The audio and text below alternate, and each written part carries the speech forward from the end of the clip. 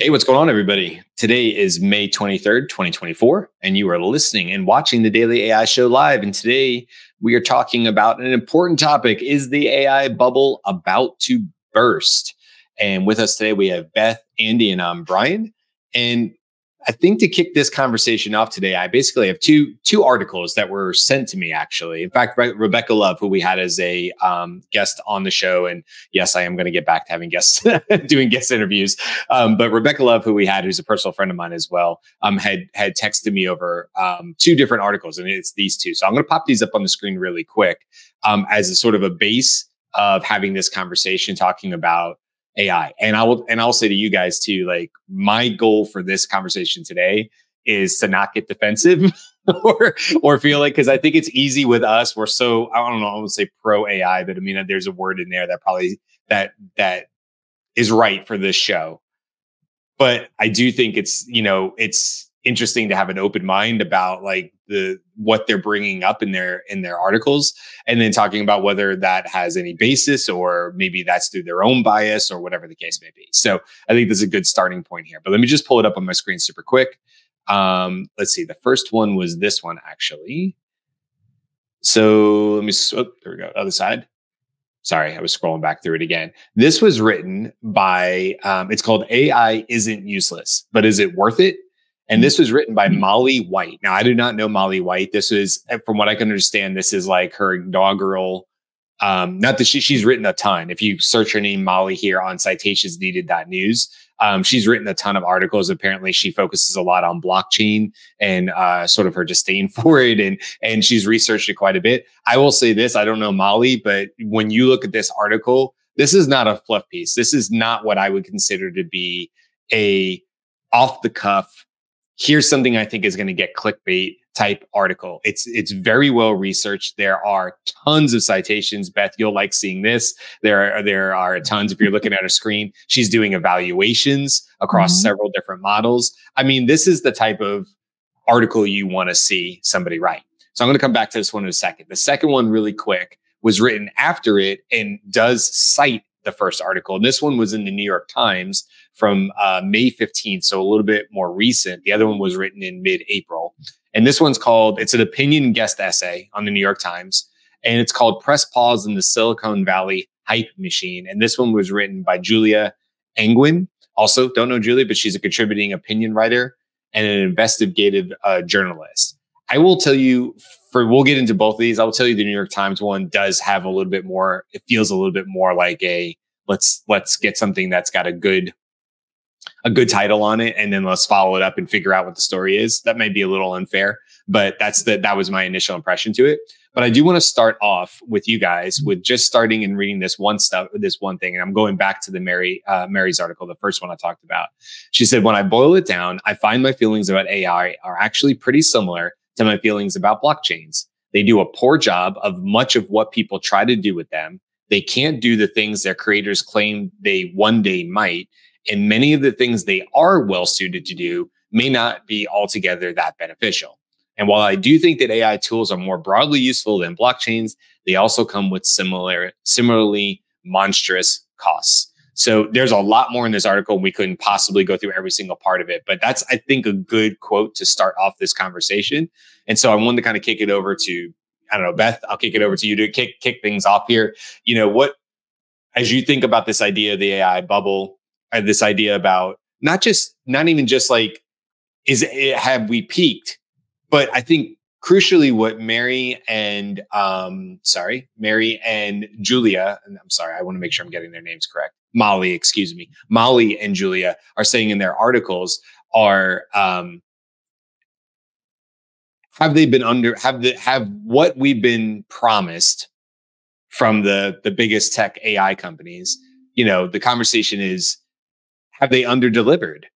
So are we peaking? Is this a bubble? Is it about to burst? But also, should we be concerned with how much resources it takes to produce these AI models and what they do? And is the hype over? So I'm going to broaden the concept a little bit just to say that that we are having this discussion as people in society who are engaged in work about whether this is overvalued. But we are not the people that the value is determined by, right? This is, yes, let's make it benefit all humanity, but the business case to be a little wary of this, but also excited about this, is the possibility that doing work is a lowered cost for businesses. And that is kind of yet to be determined, although there are lots of factors that lean in that direction. So we're sort of talking about valuation as though it were us who were going to be in control or reaping the benefits of the valuation in that kind of investment. I think in terms of society, it's whether it's going to be worth the cost or not has to do with large questions about how society is going to engage in the change of how rapidly work can get done. And we have often valued work based on hours it took to accomplish something. And that is rapidly changing. And so if it's going to be worth the money cost to do that, depends who you're asking. If it's going to be worth a societal cost to do that, also depends who you're asking. But that's a different question often than what this is talking about. That's a good point. Andy, what you got? All right. So the AI value chain is, as you suggest, is driven by demand. That is similarly driven by whether or not there are productivity gains, as a result of incorporation of AI, whether in the enterprise, in your small business, or in your home. And I'm going to lay out a case for why there is a frothy market right now for this, because there's an inflated expectation about the near term and longer term impact of this. But it's I think not frothy, it's frenetic. It's frenetic because of the incredible value that's being created by AI. I have personal experience with this. I couldn't go back, and I'm willing to invest personally in getting some of the tools that will let me do this in a more direct way than simply prompting an LLM model in the cloud. So there's I think a burgeoning demand that we're just at the vanguard for. Like, we're willing to buy some of the tools and exercise a trial. I've done that sort of thing with my little rabbit. That's not going to end up being a major productivity gainer for me, but I'm going to put out money because I have experience with using AI that systematically changed the way I work as a knowledge worker. And that is a major impact. And I think companies are going to end up supporting that. So now let me give you just some other indicators that there's something really happening here in productivity that's going to provide continuous demand over the course of many years to come. So Meta announced that AI improved ad conversion rates, which allowed them to raise their ad prices by an average of 11%. Wow. That's huge. Okay. Microsoft, and by the way, they're going to spend $4 billion in new AI spending in this year alone. Okay. So they're investing on their side. Why? Because it's having a significant impact. The implementation of AI has resulted in a major increase in their revenue. Okay. Microsoft announced that AI boosted Azure cloud computing sales by 7% compared to a 6% sales boost last quarter. So those are significant increases in cloud computing sales. Why? Because people are mounting things in these cloud systems. There's three major players there.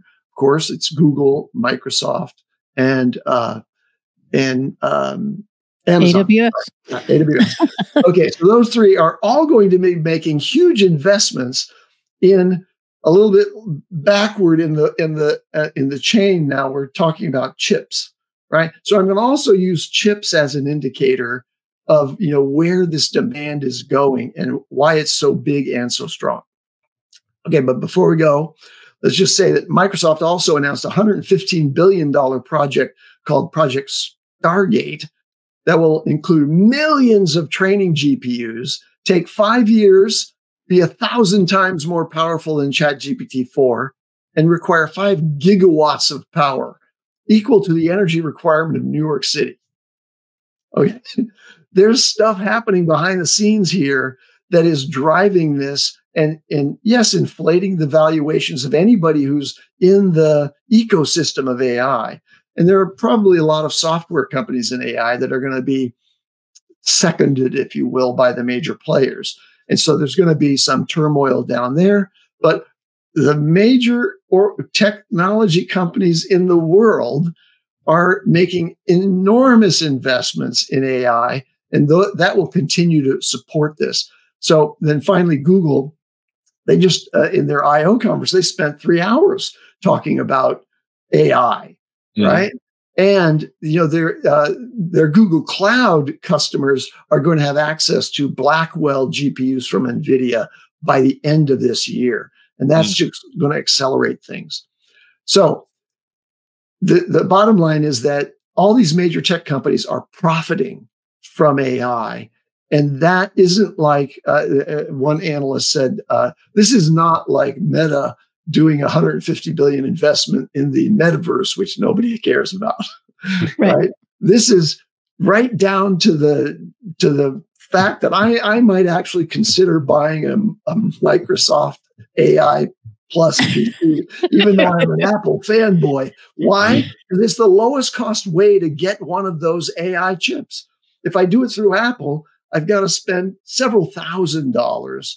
And, I may do that as well, but not soon because I don't have that money right now.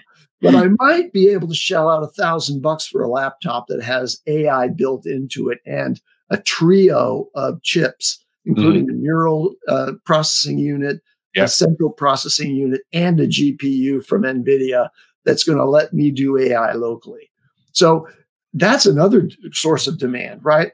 There was argument before on the chip front that, chips are going to be exploded in growth because of all the enterprises that are going to want to do the same kind of thing that I want to do. I want to bring some AI down locally. Well, they want to bring it into their enterprise. So instead of relying on the cloud computing systems, which are also growing, they're going to start to mount their own server farm, if you will, of GPUs in order to have data privacy inside the firewall of the enterprise.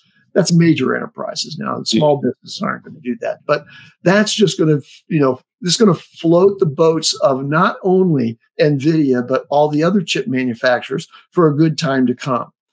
So that's just, let me just talk about NVIDIA. Right now, demand for NVIDIA chips they say they're going to be under-resourced and unable to meet demand at least through the next 3 years. Okay. And then lots of other companies are jumping in and starting to build their own chips. Of course, Apple has their own M line of advanced chips and aren't reliant on NVIDIA. But, now the limiting factor for NVIDIA is production. So it goes Taiwan Semiconductor Manufacturing Corporation is the one that makes most of NVIDIA's chips. And NVIDIA in the AI market has like an 85-90% share of market for AI chips. Now, TSMC, that manufacturer, says it's going to increase capacity 5x through the end of 2025.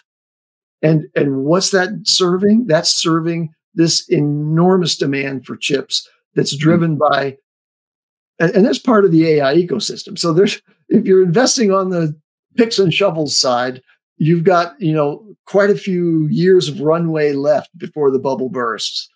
If you're worried about, operations in your company and you want to make investments in AI, there may not be, for companies that are offering that kind of service, a continuous demand, but it's going to be there for at least a couple more years, in my opinion. So my prediction is the bubble is not about to burst. Setting aside macroeconomic factors like Taiwan gets bombed by China. Okay, that could throw a big monkey wrench into the whole AI supply chain. Sure. Well, one of the news stories that we didn't get to yesterday was it's not just Taiwan gets bombed by China. Taiwan gets invaded by China, and a kill switch has been installed between a Swedish company and TSMC, so that China doesn't get that if China invades Taiwan. So there are a bunch of ways that Taiwan. Are you saying that there's actual evidence that TSMC is going to implode itself if it's attacked by China?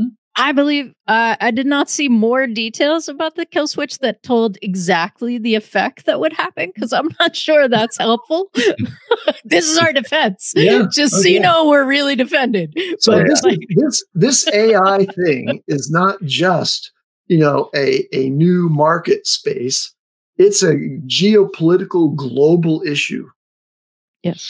Yeah. And I think, it's also important to point out too, just like Molly points out in her article, when I say AI, I'm generally referring to generative AI, right? And I think we could have also called this show the Daily Generative AI Show, and it probably still would have held more, right? Because AI can still be a lot of machine learning. There's a lot of things going on from that side of the fence. But if we're looking at everything you just said, Andy, and I agree with you in terms of, there's a lot more to be uncovered here. We've heard Ethan Malik say it about, if everything stopped today, I think we would still find new innovative ways to use the current LLM technology, even if there was no progress. I'm paraphrasing. Sam Altman has said publicly, when I look back at 3.5 and 4 for all the fanfare they got, they didn't really affect GDPs. Like, show me where GPT-4 had that kind of impact on the world. This is the guy who runs the company who made the model. And I think what he was basically saying is, like, probably based on knowledge that he has that very, very few people in the world have, GPT-4 is really actually not that smart, right? From his perspective, right? And I'm sure he's looking at that down the road to GPT next or 5 or whatever they call it. And he has some sight over the next hill that we don't have. He's standing on a taller tower. He can see farther into the distance than we can. And he might have knowledge that says, like, I kind of know what's coming with agents and things like that. The stuff that we're doing today is going to feel very basic by standards. In fact, I just read an article today, is a good analogy for this. I think we should do a show about it, as actually Amazon. It's kind of a news story, so maybe it should have been on yesterday, but they were just saying that, like, hey, we are definitely going to improve Alexa. We're probably going to actually charge an additional fee, a subscription fee per month, to have the new, better Alexa in your house. I'm surprised she didn't go up in the other room. And so you have to think about that. There's millions of these Echo devices of all shapes and sizes or whatever. And what they were saying in the article is, like, hey, have these basically become glorified? What time is it? Or set me a timer, right? I'll be honest, I do that a lot. It's either usually Spotify or set me a timer for this pasta on the stove, right? So something that we thought was really, really intelligent AI, or we might have called it AI technology in 2014, has now feels very basic by many, many standards because of what we have now. And so I can definitely see what Sam Altman's saying about, what we have today is 2014 Echoes. And what I know is coming are 2024 AI or whatever that version is. And so anyway, I just wanted to bring that up because I think part of this problem, though, is the hype cycle. I mean, I do think Julia has a point. I just, before you get to your point, because I want to give her credit, this is what she says at the top of her article. This is the New York Times article. In my eyes, it's looking less like an all-powerful being and more like a bad intern whose work is so unreliable that it's often easier to do the task yourself. That realization has real implications for the way we, as our employees and our government, should deal with Silicon Valley's latest dazzling new thing. Acknowledging AI's flaws could help us invest our resources more efficiently and allow us to turn our attention toward more realistic solutions. Others voices some concern, and then she goes on to quote Molly from the first article we're talking about. So she's saying there, but now a year later from when this 6-month pause was supposed to happen, it isn't really whether AI is too smart and it will take over the world. It's whether AI is too stupid and reliable to be useful. Okay. Strong so there word. are a ton of things. Yes, there are a ton of things in this. So there are all these people talking about AGI and ASI and like, what is going to happen? It's going to happen really soon. We're going to be useless, right? Humans will no longer be needed. Jan LeCun, who is Meta, right? He's the AI brilliance behind Meta. Yes, there are more people. Don't come at me. It's just the name that I know. Yes. His thing is like, nah, AGI is not that close. We don't yet have AI that's the equivalent of a cat, right? Like cats can make reasoning decisions that current AI cannot. So we're not like at the above human. We're not even like equal to feline. So like there are some other things that need to happen. He's really big on AI understanding the worldview. The other thing that I want to say about this discussion is that there's like an undercurrent of the discussion being that it's tapped out because Anthropic and Meta and Google have come out with models that equal ChatGPT-4, and OpenAI has not responded. Now they've responded in a couple different ways, and they've struggled with like as when they update the system. Sometimes that's not a great update. Sometimes it makes it slower.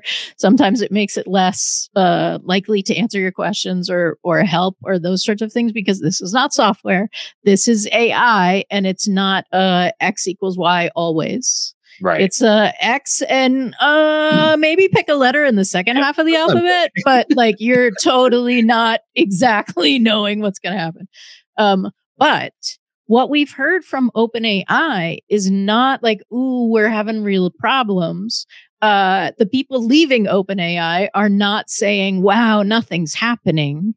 What we're hearing from OpenAI is we're moving slowly because we think we're going to freak the hell out of all of you. So we're just going to do these little interval steps. And who are we to say that talking to your computer, having it have no latency, and you can show it a picture and like all that is a little interval step? But that for me is no, like the behavior of the people who are closer are not behaving as though the bubble is bursting. They're behaving as though the bubble is growing. I agree with that. So we started a show about it. So clearly we're in a camp of people who are invested in understanding and are passionate and curious about figuring out where this AI thing, generative AI, for instance, is going. So that's obviously we're on this show. But if you're the general, I'm curious what you guys think. If you're the general casual user of AI, now insert ChatGPT, Google probably in a lot of cases now. Maybe there's a lot of people who know who Claude is in Anthropic. I mean, and then Meta, obviously, what they're doing with Llama 3, although they may not know some of these words like Gemini or otherwise, which is fine. But you're casual user, somebody who goes to work every day and they're just trying to find ways to be more productive. Do you feel that, in both these articles, Molly and of course, I know you guys haven't read the whole thing, or maybe you have, but Julia as well. Like, do they have a point? Do they have a point that to the casual user, if you're just getting the hyped up news cycles of what's coming with AGI, or what Google has stepped on their own foot doing, which is putting out videos of things that aren't capable today, tomorrow, we're not really sure how far in the future before they happen. They're very highly polished videos. Now they've stepped that back a little bit. I think I hope, have learned a lesson. We saw a little less of that with their IO, but we definitely see these hype cycles, right? Where it's like, look what it can do, only to find out it once again can't. And is that just as damaging? Then, I mean, we can't stop the hype cycle because that's going to be the next news story. AGI is always going to get top billing because the robots are going to be able to do your job. You're going to have a robot in your house. That's always going to be a more exciting article than you can now write a blog article with 0.5% more accuracy using AI, which is probably more the truth. And it's also a great thing. And it's also, like you said, Andy, and you said, Beth, like significantly impacting. Andy, you said it. I couldn't go back. I feel the same way. I would not want to go back. I am more productive with AI than I was beforehand. I would not want to go back to a slower past. That's my experience. But Right. do you think there's a lot to this, that what they're writing in their articles, and both, I want to give credit where credit's due. They're good articles, but like, are they talking more for the general public? And is that perhaps the sentiment is, well, I have used AI before, but I saw the shiny articles and the shiny videos, and they let me down, and I feel let down by AI, not for more, So I think the fact that there's very few early adopters, I mean, in terms of the percentage of the human population, right, like us, who have actually tasted the impact of using a really brilliant model like 4.0 or Gemini and incorporating it into our work, and we haven't even had enough, even as daily users of AI, we haven't had enough time and experience with it because we just haven't had that much time since it's been available to really see the edge cases where it's going to be a contributor to our productivity. So I see this as a huge market opportunity. There's a lot of people out there who are skeptics, not because they have tried it so well, but because they've heard stories about hallucination or inadequacies and so on. And they're saying, I'm going to wait. And then there's this progression behind the scenes towards something that's really, really much easier to adopt and would be put right in front of you, whether through Siri or Alexa or on your laptop, like literally talking to an agent on your laptop. Those things will allow for much wider adoption. And that's going to continue to propel, I think, the bubble. This is a bubble. It's going, but it's not a fragile bubble that's going to burst, in my view. So let me talk about a couple of things here. One is 1 month ago, if you told me that I could write music using Suno or Udio or whatever, I would have said, well, that's 5 years off or whatever. Right. But it's going, I mean, AI is capable of so much more when it's focused on a simple thing like that. That I think you're going to see more and more use cases like that, where a bespoke model is trained to do something that really becomes a compelling user experience and opens up a whole new kind of use of music. So, by the way, Suno just announced $125 million in additional funding. Okay, so the money's pouring in behind all these things. By the way, Scale AI, I mentioned this yesterday on the show. A $1 billion round. Yes. $1 billion. I've never heard of rounds like that before. Yeah.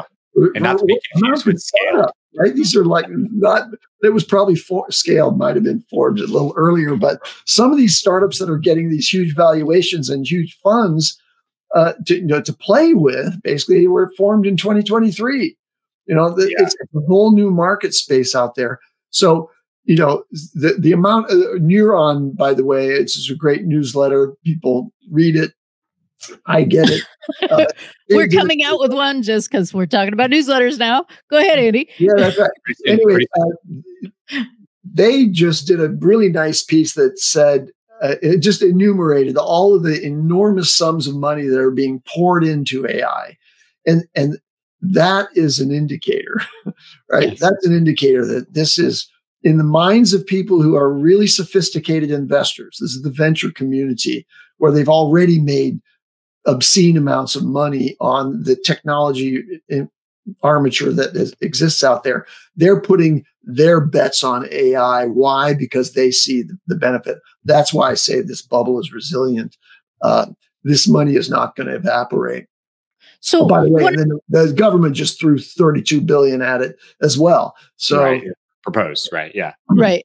One of the things that I want to say in this conversation is to distinguish my vehemence or specifically advocating for a particular viewpoint isn't because I'm like, woohoo, AI, I'm going to get like crazy rich. It's all going to be this like hunky dory, no problem. It is because what I see is the world changing. And I think if people are choosing not to look at it because it makes them uncomfortable, that's going to be a problem. So I want to create an analogy. Both of you know more about this than I do, but let's say that the current world is full of people who crawl, right? Mm. Crawling, you can get places. It's cool, right? Like you totally, you're expert crawler. And we are saying there's a thing called standing and then walking and then running. Yeah. And you're like, I'm good. I'm crawling. Like, look at all the other crawlers. This is not going to happen. Right. And I'm saying maybe try standing, right? Like just if you can, if you are now looking when everyone around you is now running, you have a much bigger leap to get there. So just like, you don't have to run the whole time. Run like 15 minutes a day, right? Like play with that thing because we really don't think that a bubble is bursting. We think it's actually growing. Yeah, I think it's... By the way, just on NVIDIA, there was an analyst. I own some NVIDIA stock, so caveat there. Yeah, I'm not trying to pump NVIDIA, but they made a pretty coherent technical argument, not on just the sentiment of NVIDIA, but on its probable valuation based on historical markers and so on, that it has, by the end of this year, it could be justified to have a 30% increase in its stock price from where it is today, which is, 10x where it was a year ago or whatever. No, that's crazy. I think, I love your analogy, Beth. Excuse me. That was great, Beth. Thank you. Yeah, I do. Because I think I was visualizing and I'm thinking, a crawler also doesn't have the same viewpoint. When somebody is running around them, they run away and beyond the scope or view of what that crawler could possibly realistically get to. If me and an ant set out at the same time, one of us is going to be a hell of a lot farther away in the next 30 seconds, most likely, and so there's a bit of that too, is like, well, if you're not willing to stand up, if you're not willing to peek your head up or try to move, with this, then it's going to be hard for you to understand what the possibilities are for you specifically. I'll give the example in sales, since that's where I spend the vast majority of my time at work. People are saying right now, like, oh, you know what? AI can help you with prospecting. Hell, I do it. I create custom GPTs that do prospecting and messaging and all these things, right? Great. And it's all in service of helping the sales rep be faster and more efficient, but at personalization, right? That's the entire goal. It's not to just bombard 1,000 more emails out the door. It's to figure out how a sales rep who used to take an hour to be able to do really deep, good, real research can now do it in 5 minutes. And that's great. I would say right there's a massive improvement in one particular industry that I have personally witnessed. I've had people say to me, this is a job that used to take 45 minutes. And I cannot believe you basically recreated it in 3. Not a lesser version. I think your 3-minute, result is in fact better than maybe what I was able to do in the past. Okay, fine. But what I'm saying is, like, that's great. But the idea of doing prospecting and messaging in some future existence is now completely done by AI. Completely. A sales rep will be somebody who has deep understanding, knowledge of their industry, more than likely, and is able to convey that in a very human way. But the idea that they will have to worry about how to get deep insights into a business or figure out how to create highly personalized messaging to that business, that can already be automated to a large extent with some human involvement. And that's quickly going to diminish. And so when you think about it, you think about like, oh, is the AI bubble bursting? I go, no chance, because, or that we're at the limits of where this is going, because we can see 3, 6, 9 months from now. And I go, okay, well, if that happens just in the sales industry, that would be a monumental shift for the way that a sales rep would now do their job. It's going to shift them from being able to, do the research and maybe being really good. It's going to switch it over to having really human connections with people and doing things and focusing in areas where we know AI cannot replicate human interaction. That's why I think, your arts and things like that.